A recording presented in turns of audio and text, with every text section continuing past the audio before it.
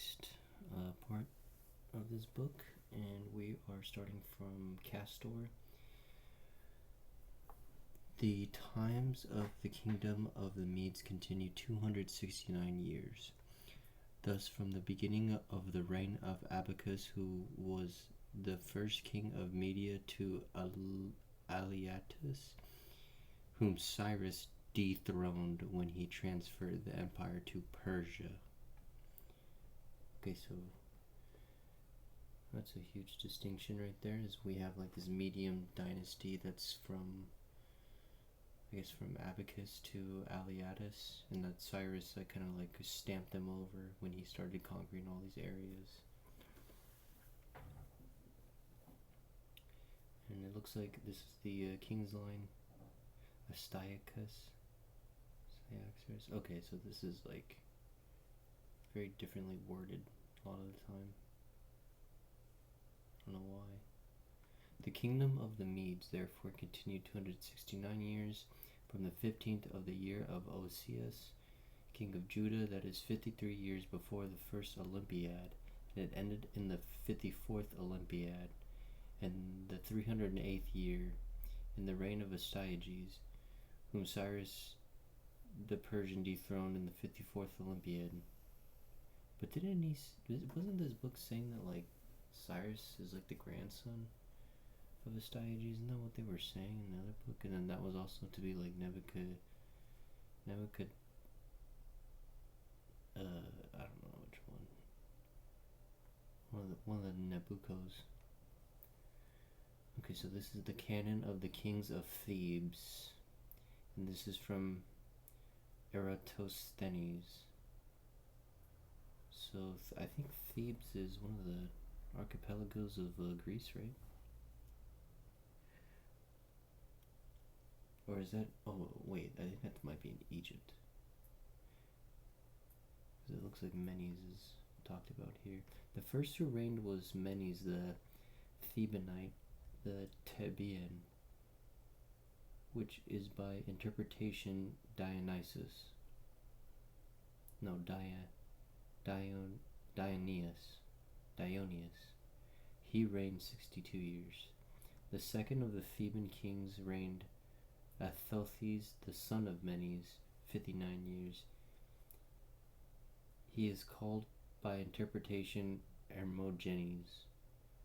Oh, that's weird.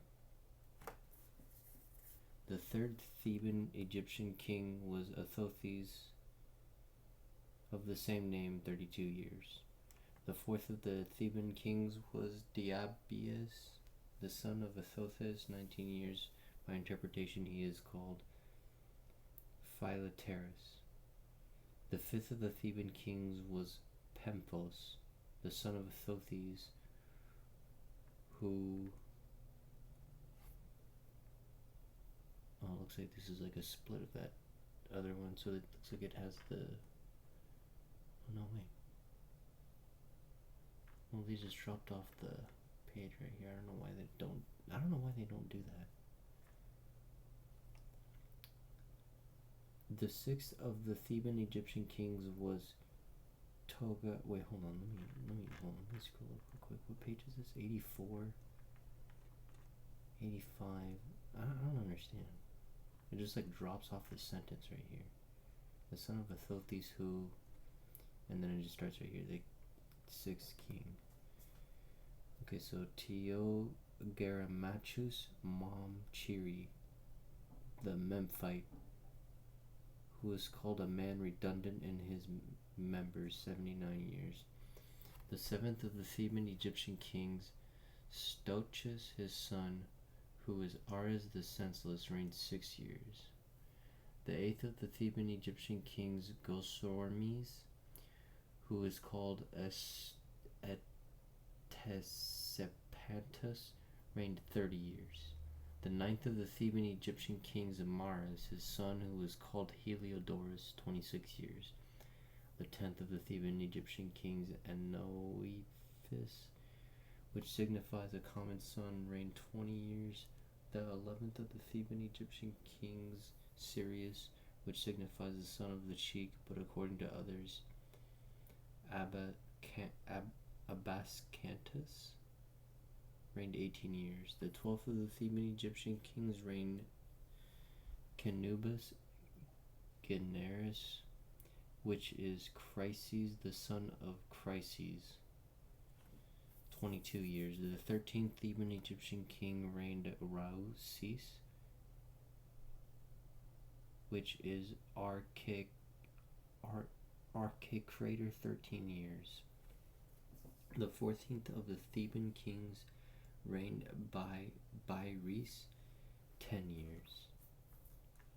The 15th of the Theban kings, Zeuphis Comastes, or according to some, Crematistes, reigned 29 years. The 16th of the Theban king, Zeuphis II, reigned 27 years. The 17th of the Theban kings, Mosheres Heliodotus, reigned 31 years. The 18th of the Theban kings, Muthis, reigned 33 years. The 19th of the Theban kings, Pamis Archidondes, reigned 35 years. The 20th of the Theban kings, Apapus Maximus, is said to have reigned 100 years with the exception of 1 hour. Okay, I don't know what that means. The 21st of the Theban kings, Eschaskosaurus, reigned 1 year. The 22nd of the Theban sovereigns was a queen who reigned instead of her husband. She was named Nitocris, that is Athena the Victorious, and reigned 6 years. I'll look that up real quick. Hold on. Who is the Theban queen Nitocris?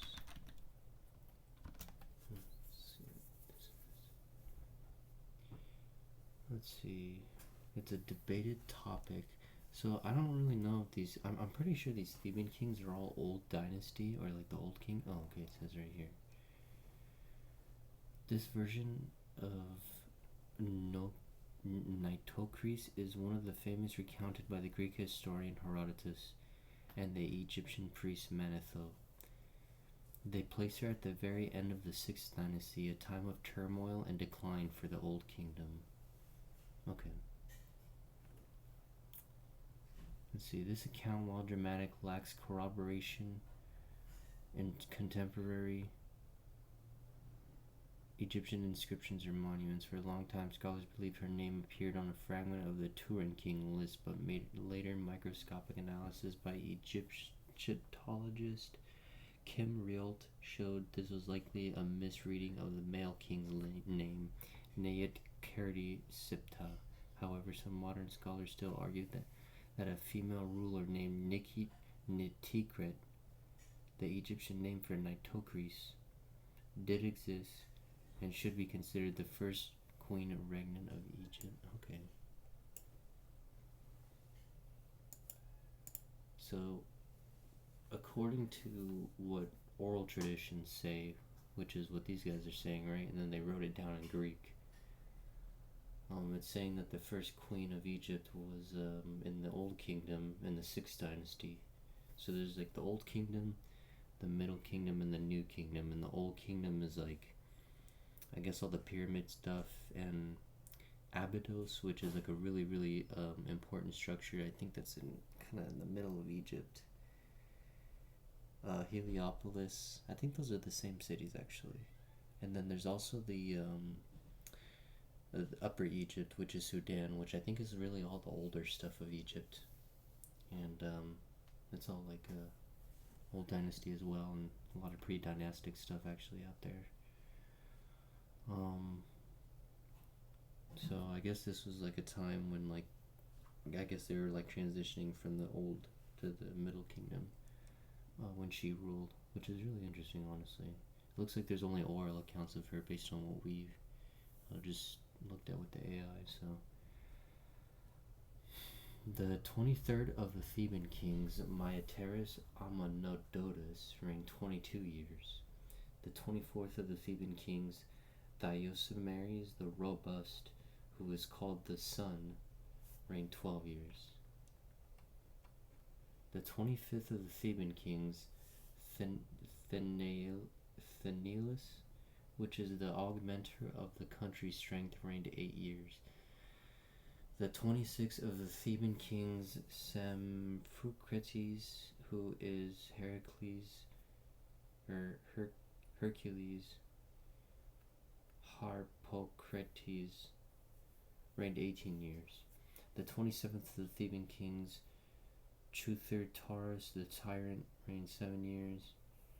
The 28th of the Theban kings, Mares Philoscorus, reigned 12 years. The 29th of the Theban kings, Comapta Cosmus Philophaestus, reigned 11 years. The 30th of the Theban kings, Socuniosius the tyrant, reigned 60 years. Dang. The 31st of the Theban kings, Pentheatheres, reigned 16 years. The 32nd of the Theban kings, Stamamenes the second, reigned 23 years. The 33rd of the Theban kings, Sistocychermes, Hercules the strong, reigned 55 years.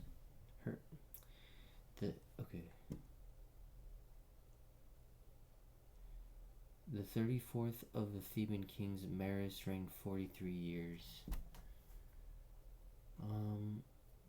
Okay, I'm wondering if this is still all Old Kingdom or if this is all now Middle Kingdom. So I'm gonna kind of do like a stamp right here and see who the 33rd Theban king is. What is his name? So we'll look up what dynasty is Sistocychermes.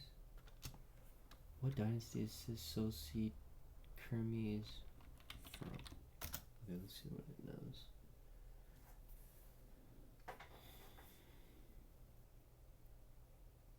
Okay, so it doesn't recognize his names. Sesostris is a legendary king in Greek historians. Several pharaohs of the 12th dynasty of Egypt's Middle Kingdom. Specifically, he is often associated with Senusret. No, that might be not the same one. Okay, I'm gonna put. The Greeks call him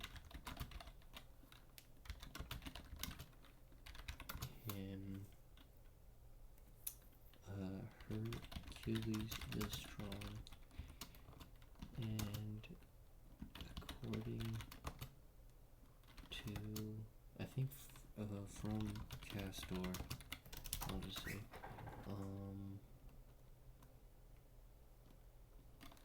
he is the 33rd Theban king. Let's check that. Alright, let's see what it knows now. Let's see here. The Greek mythology. Fascinating convergence of Greek mythology and a specific historical. Okay. No, I don't think it recognizes it. The 33rd Theban king is unique to Castor's list and the traditions that built upon it. So they recount he was born in Thebes and married Megara, the single daughter of Creon, King Creon. Okay, I'm trying to figure out, like,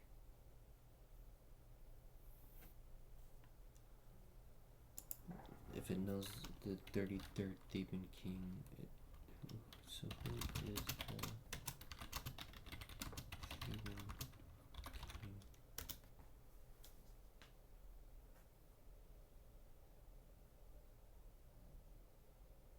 The Theban kings lists are not a single universally accepted canon.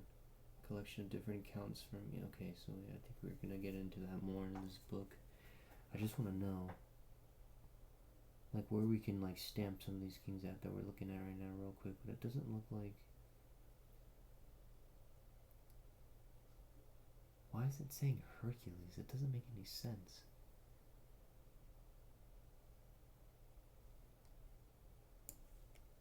Does it? Okay, maybe it does make sense. Like, if this is like really Hercules is strong, like then that's like what is that like the Hercules that we know?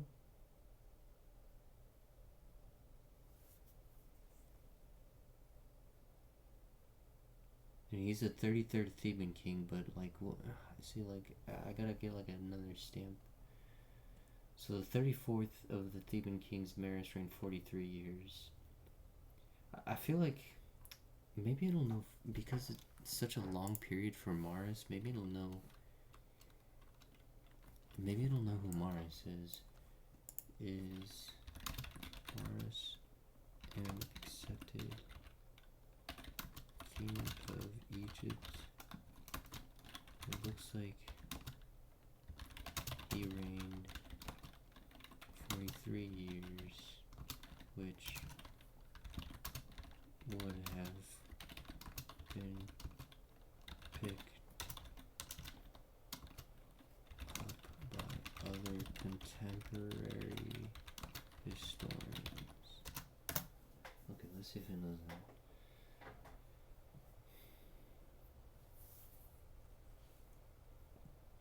The name Maurus is primarily found in writings of Greek and Roman authors, such as Herodotus and Diodorus Siculus. And we know that Pharaoh would have left a significant archaeological historical footprint. Okay, so in conclusion, Mars is not an accepted. Okay, so still none of these kings are like canonically accepted.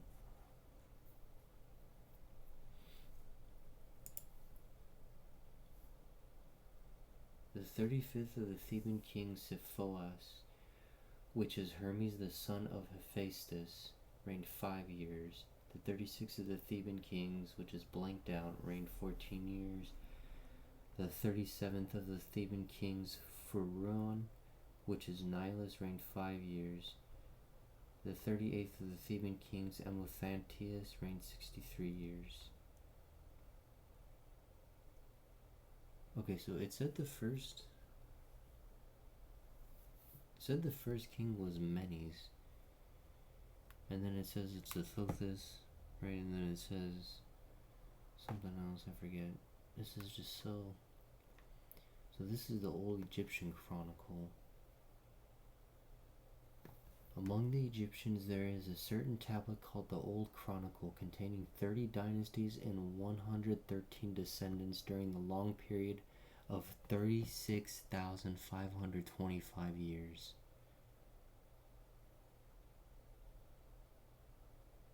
The first series of princes was that of Arete, the second was that of Mestrians, the third of Egyptians. It run as follows.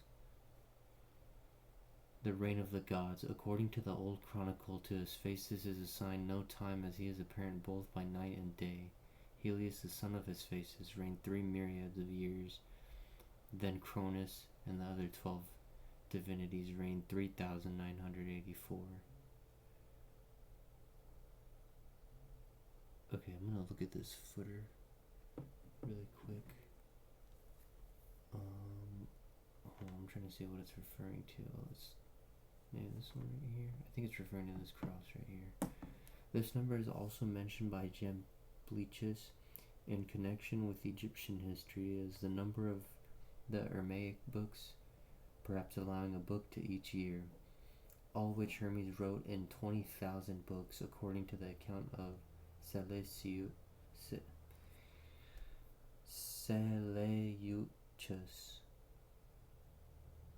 But Manetho in his history relates that they were completed in 36,525.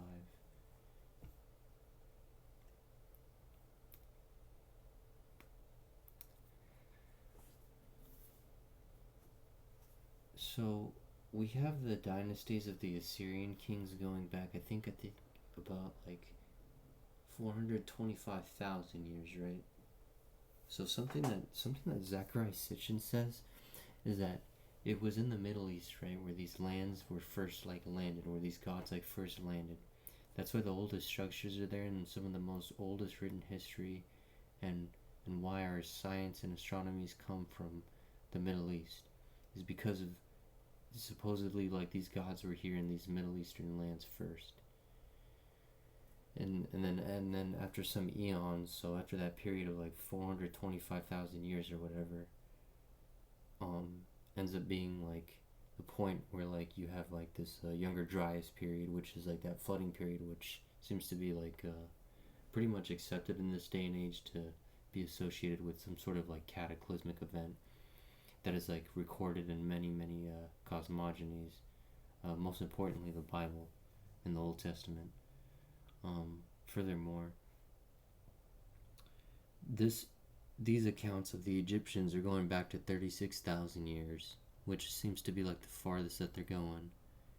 So it seems like the oldest like time periods in Egyptian history come out at about 36,000 years relative to the 420,000 or however long those other kings in those Middle Eastern lands. So that means they would have migrated into Egypt at a much later time period, or furthermore like established themselves in the Egyptian lands, or maybe in Africa, but there might be a lot more to it. That's not to say that like primitive forms of humans were already in Africa, and then that's how we get some of this like evolutionary history that may coincide with some of this history as well.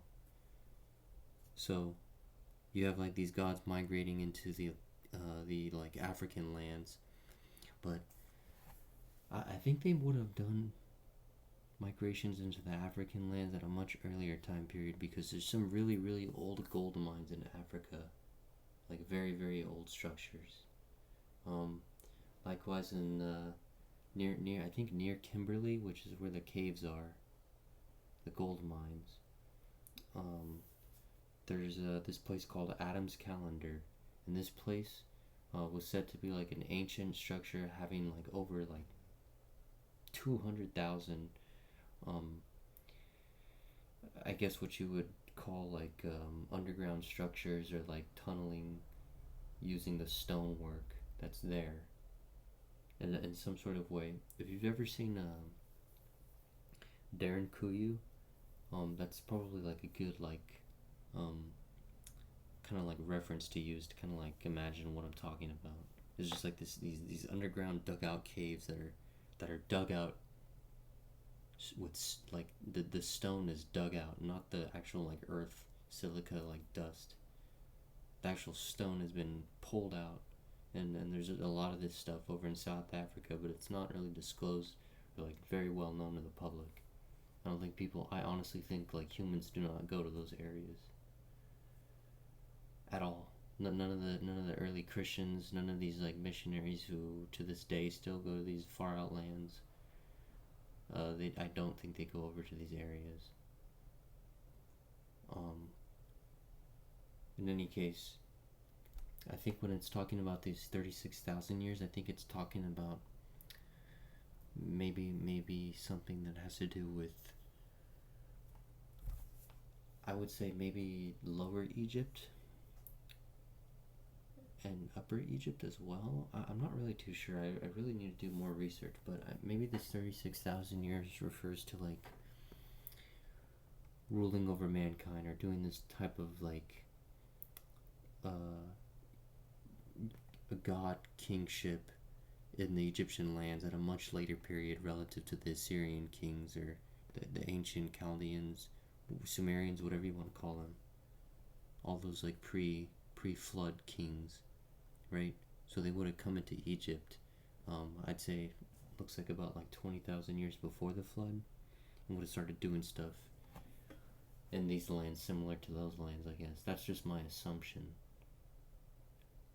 And then there's also stuff maybe like the reason why I say maybe Lower Egypt started first is because the migrations would have made sense, but that could further like also like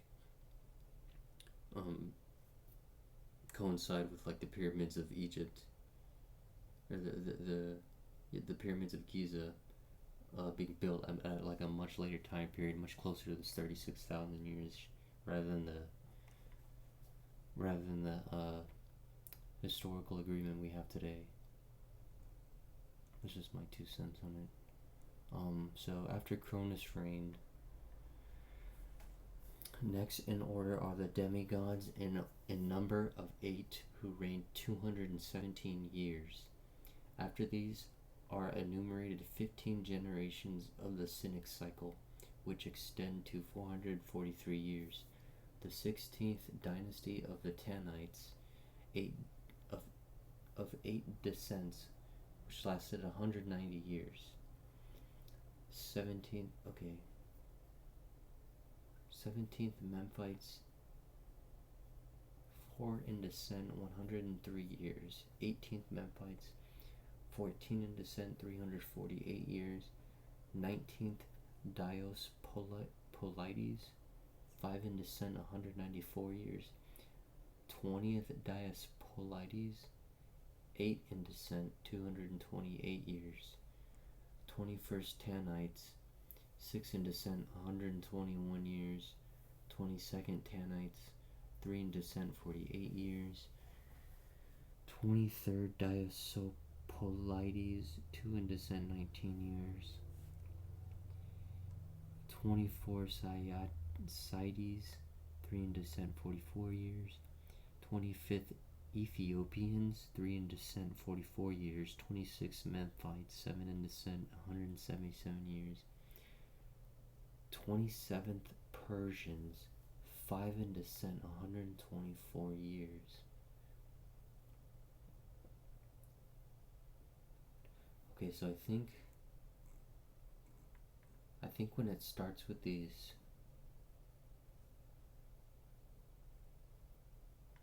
okay, so it looks like this is where that other fragment was talking about the king's list starting, is with these Memphites. So then going all the way down is like coinciding with the more later generations, like the Ethiopians coming down, and they come out just before the Persians. So this is like all what? Oh, I think that this is all New Kingdom, right? So let me look this up real quick, and then I think I'm gonna try to end the video here because it's already at like 25 minutes or so. Okay. What kingdom was Egypt in during Cyrus the Great? Let's check it out. I think it's New Kingdom, also called the Sayedi period. This was the last native dynasty to rule Egypt before the Persian conquest. Okay, so it says the Sayedis, so which is right there. And then these are, but what kingdom? Let's see here.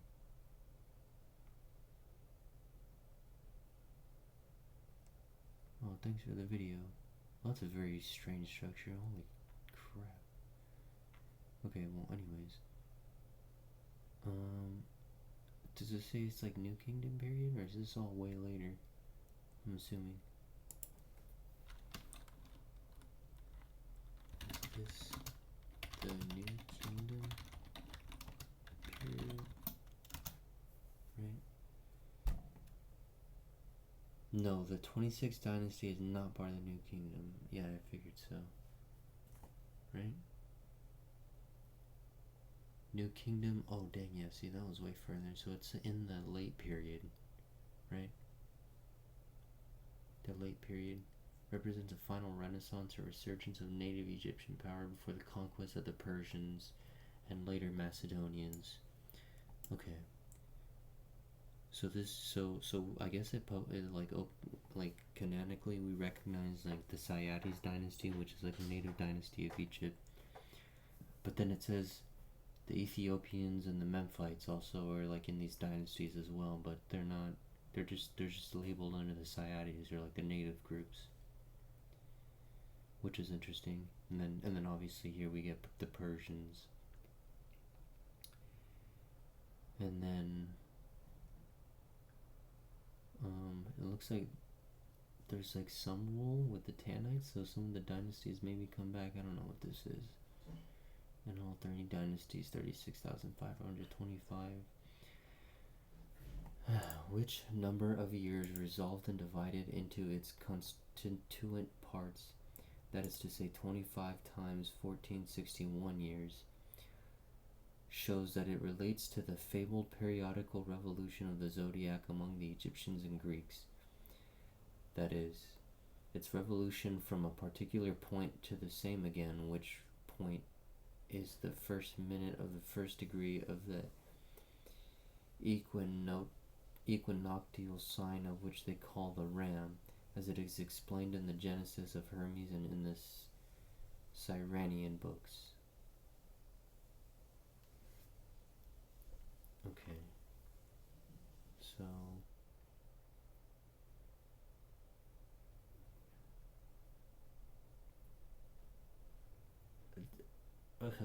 okay, I'm sorry. So the new kingdom, or this late period happens, right? And let me just look at this side over here. It's like 500 BC, right? And then which point is the first minute of the first degree of that equinoctial sign, which they call the ram, as it is explained in the Genesis of Hermes and in the Cyranian books. This is kind of interesting because, like, if you look at the, if you've ever listened to Jordan Maxwell, he said that the story of Moses is like a symbology of like the astrological alignments that our sun is in relative to the galaxy. So what that means is like before the age of the ram, they were in the age of like Taurus, and that's, I think, this book says 1461 years, but I think it's like about like 2,000 years. Something like, I mean, we can use the AI right now, but I just kind of want to explain this based off of what I know.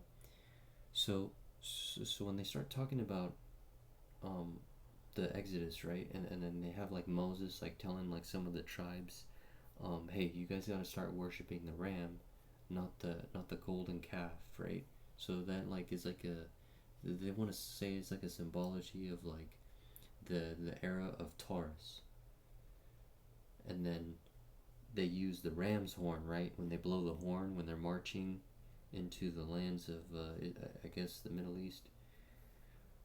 They have the ram's horn, and that signifies like this like new astrological age that they want to put in. So I guess it's kind of like a reference point when they're saying like the story of Moses is like this transitionary period from like the age of Taurus to the age of Aries.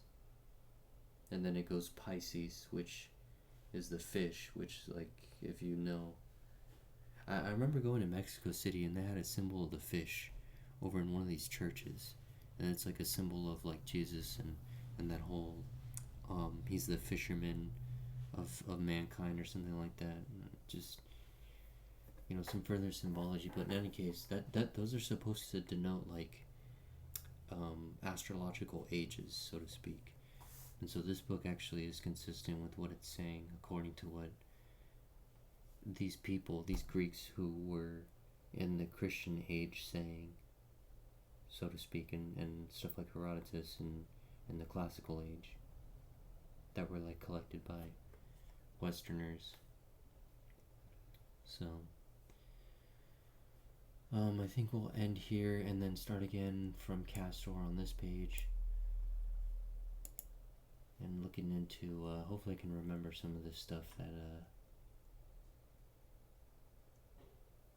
is going to be said in this book, so we know that Menes is typically the first king, and then that's usually followed by Athothis or Thoth. But yeah, we'll end it here. This is a really interesting last bit right here. This actually lines up with some of the, I guess, astronomical science we have today. So